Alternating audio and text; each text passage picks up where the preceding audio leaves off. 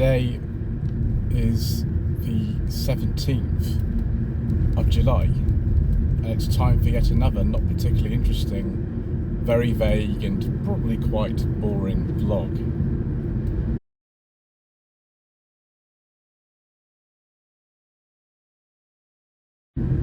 So I've been thinking a bit recently about what is happening with certain brands of car, and one particular brand of car actually, but there are a couple of others I want to discuss as well. And the brands I want to talk about are Suzuki, Jaguar and Ford. The reasons for that will become apparent a little bit later.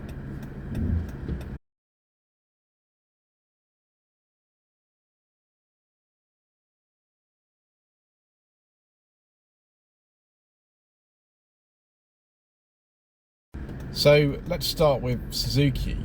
Now, Suzuki's modern range of cars is generally very, very good. I have driven a number of the kind of current generation Vitaras. They've been out a long time now. The current model, I wrote a Sanyong Tivoli. They were launched about the same time, or KGM Tivoli it is now. But the current generation Vitara was launched in 2015. It's still available today. Main powertrain options are a 1.4 mild hybrid and a 1.5 full hybrid. Whoops, that's a big bump there. And yes, you know, the Suzuki SX4 S-Cross, or just the S-Cross as it's now known, is another car that I'm very familiar with. I sourced one of those for a client recently. You know, we've had reviews of two of the Vitaras and also the previous generation and current generation S-Cross on the channel before. Also had the previous generation Swift Sport. Obviously now the new Swift is out, and the Planet Auto team have done a review of what they're calling the hybrid Swift, the new generation one. It's not a full hybrid, it's not like an MG3, but it is nevertheless a good thing to put on your car, because that's what everybody wants to have, and it does help with things like emissions regulations and things like that. So actually that new model Swift is a car I'm very, very much looking forward to driving. I think it's good. The other weird car in their range is the Suzuki Across, which, well, I mean, it's a compliance car, just entirely a compliance car. It's a Toyota RAV4 plug-in hybrid, and I think it costs about £50,000, the Across, just with some Suzuki badges on it. It's entirely there, I think, to get them past this sort of idea that, like, you must have a certain fleet average CO2 and that sort of stuff. And you know, I don't think there's many people who go into Suzuki showroom and say, I really wanted a Cross, that's what I want. They're far more likely to be after something like a Vitara or a Swift. But what that means is actually Suzuki have dialed down and just discontinued quite a few of their models. The Ignis, I know that actually a lot of you have watched the Ignis review that I did earlier this year. It was filmed in January, and it was a 2023 model with a CVT gearbox. A channel viewer of mine offered me that to me, and I was very happy to film it, because the one I'd done previously in 2020 was a manual. It was actually a sort of pre-facelift manual one. They're very similar, they're not particularly different, but the Ignis has been discontinued, and I think that's a real shame, because they've got such character as the cars. They're so easy to drive, they're quite spacious, they're just very nice little things, and to actually know that they're going to remove that, I think is a real shame. Another car that they're removing is the Swift Sport. The Swift Sport is not being replaced, so the new model Swift is out, but the previous generation had the Swift Sport, which was a very, very well-known car, really, in certain circles, for being a really lovely to drive warm hatch. I've never driven one. I agree, I drove the non-mild hybrid one, which is the older version, and it was superb. Again, a channel view of mine owns one, and he offered it to me for review, and I enjoyed it very, very much. I drove that, I think, in 2022. The other one that's going is the Jimny Commercial. They're just not going to import it anymore, which means prices of those things are going to go even higher. The prices for normal Jimnys are crazy enough now, but like if you discontinue them, even take away the commercial version, it's going to be even more bonkers.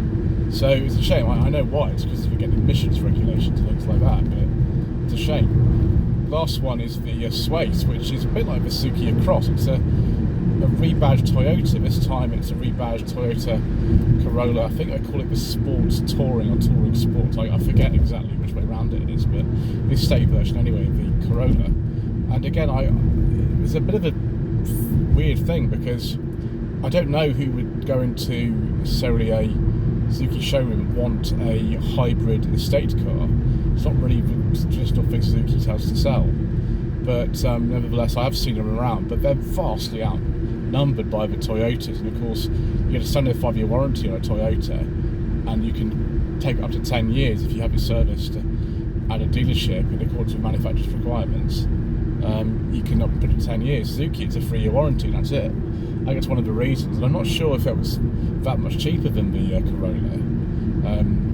But yeah, they didn't sell an awful lot of those. It was just a bit weird to me as well. So I'm not really surprised that that's been removed. I'm surprised the Cross is remaining, but so the range will just be Swift, Across, Vitara, and S-Cross, and there won't be any sporty versions anymore, which is a real shame because a lot of people like the Swift Sport.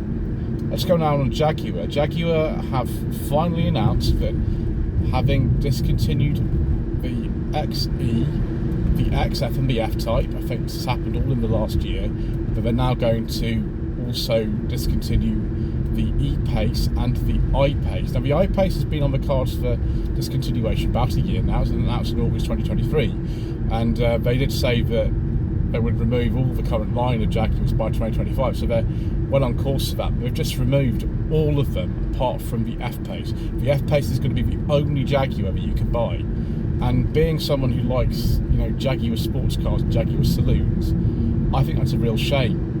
The reason they seem to have done this is because such a small proportion of Jaguar Land Rover sales are actually the I-Pace and the E-Pace. Now, having removed the XE and the XF, the F-Type, that there's no economic case for it, which is a real shame. So what are they going to replace it with? They'll replace it with probably electrified crossovers. Yes, they've been wanting to do this for some time, where they sort of pitch Jaguar further up market and make more money on it. Obviously, they're bigger sales with Land Rover, and they sell tons and tons of these Range Rover-based things, with the Lara and the Sport and Vokes and all sorts of things, and the Discovery Sports. We sell tons of these things, so they're surprised, but it's just a shame. And again, like Jaguar will have just one model, and it will be an SUV, because that's what people want. And they apparently, after 2025, will be an electric-only brand, which I don't know if the rest of you were horrified by this or not, but I think that's a bit of a shame. Then there's Ford. Obviously Ford, they've discontinued the Fiesta, Focus is going to be discontinued next year, the car is long dead, and they seem to be bringing out a lot of electrified crossovers. They've got two at the moment. They've got the Explorer that's new, and of course the Mach-E Mustang that's been on sale for quite some time now. The thing that's annoying a lot of people, and I don't really want to talk long about this because many other people have given their opinions about it. I'm not really sure I've got much to say, but the next one is going to be a sort of coupe version of the Explorer, and it's called the Capri. Now, having driven a 2.8 injection Capri from 1982 with a 4-speed manual, I mean, that's a Capri. I am an enormous fan of professionals. Like, I visited most of the locations full of professionals. I know about all the cars used in professionals. Like, there's very much that I don't know about them. In comparison with an expert like Bob Rocker, who has published numerous books on professionals and knows everything there is to know about them. I'm not as good about as he is, but I'm pretty up there in terms of my knowledge. But I don't think this is necessarily the best idea. It's not just kind of the Capri name, it's the fact that Ford are just becoming this company where cars that are affordable for people to buy, like, maybe in the old days it was the Escort and the Sierra and the Mondeo and the Fiesta and then things like the Granada. Like now it's like, well, you can have a choice of electric crossovers and maybe some sort of hybrid things, and they're fine, they're not bad cars or anything. But I don't know why Ford have decided that the average person on the street needs to buy a car. And like for years, it was a Fiesta for most people, because that was a bestseller for years. So it's just another thing that they're sort of doing. I don't know if they're trying to be like BMW or something, because BMW is the second best-selling brand in this country, so it's possible. But it's just so symptomatic of things that, you know, widely. Capri's probably a perfectly decent car. It probably drives well. It just compared to the price, the equipment looks good. I think it actually, for one of those things, it's actually quite stylish. I just wonder what's happening, you know, to Ford in general as opposed to just that. Anyway, thank you ever so much indeed for watching. Please don't forget to subscribe to the channel, like this video, leave a comment below, and we shall see you again very soon for more sort of vague musing and rambling.